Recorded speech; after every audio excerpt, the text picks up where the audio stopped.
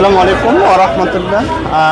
বর্ণাঢ্যদের জন্য আসলে নকলা এবং নালিতাবাড়িতে বর্ণাঢ্যদের সহযোগিতায় রান্না করা হচ্ছে গণ অধিকার পরিষদ থেকে।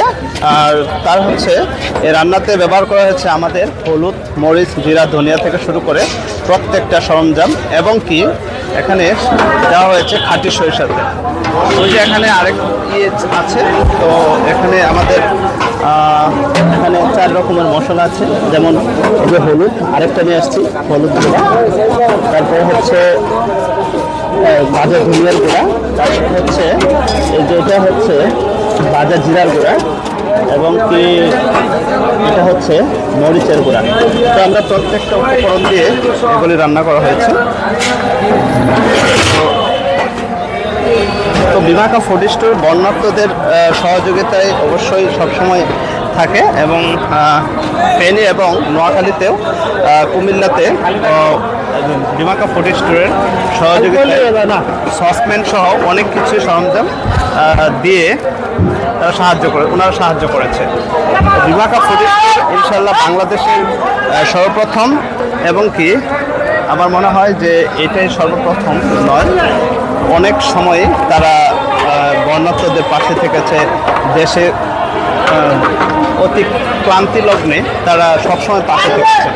তো এই যে দেখেন হাজার হাজার মানুষের রান্না করা হচ্ছে রেস্টুরেন্টে। হ্যাঁ,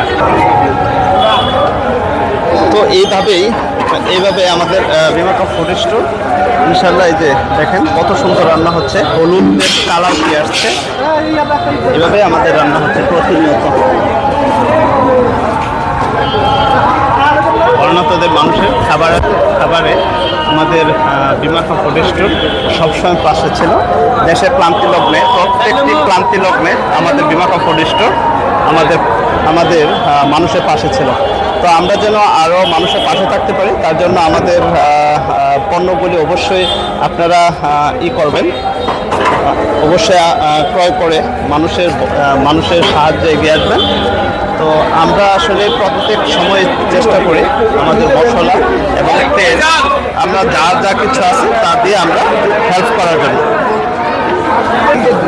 এখানে আছে